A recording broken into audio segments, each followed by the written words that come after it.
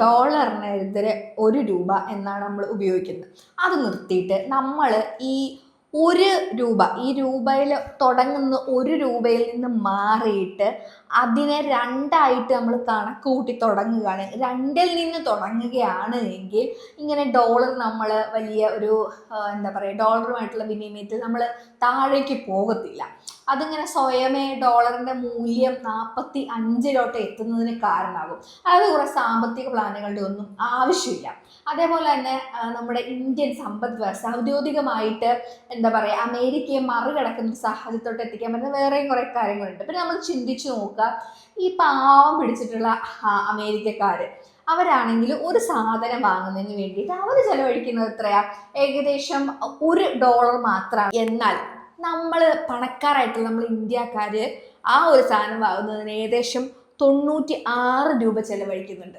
ഇനി പറ, ഏത് സംഖ്യ ഏറ്റവും വലുത്? ആരാ കൂടുതൽ പൈസക്കാർ? ആരാ കൂടുതൽ റിച്ച്? ഇവളെന്ത് തേങ്ങയായി പറയുന്നത്? ഇവക്ക് വല്ല ബോധമുള്ളവളാണ്? ഇവളേതാ എന്നൊക്കെയാണോ നിങ്ങൾ വിചാരിക്കുന്നത്?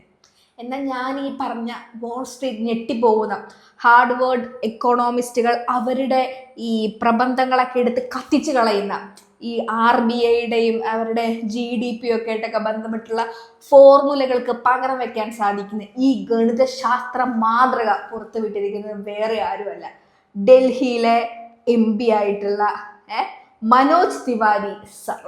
ഈ ഇദ്ദേഹമാണ് കുറച്ച് നാൾ മുമ്പ് നമ്മൾ സ്വാത്വികമായി വെക്കുകയാണെങ്കിൽ മീൻ എന്ന് പറയുന്ന മീൻ ഫ്രൈ അല്ലെങ്കിൽ മീൻ കറി അതൊക്കെ സാത്വികമായ രീതിയിൽ വെക്കുകയാണെങ്കിൽ, അതായത് വെളുത്തുള്ളി, ചുവന്നുള്ളി, സവോള തുടങ്ങിയ സാധനങ്ങളൊന്നുമില്ലാതെ സാത്വികമായ രീതിയിൽ പാചകം ചെയ്ത് കൊടുക്കുകയാണ് എങ്കിൽ അത് വെജിറ്റേറിയൻ ആണ് എന്ന് പറഞ്ഞിട്ടുള്ളത്. വല്ലാത്തൊരു നോളജുള്ള മനുഷ്യൻ തന്നെ.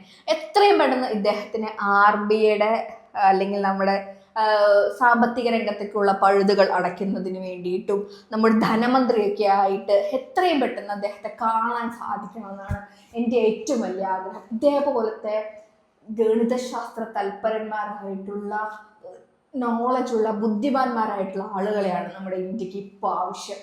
മനോജ് തിവാരിക്ക് ജയ്.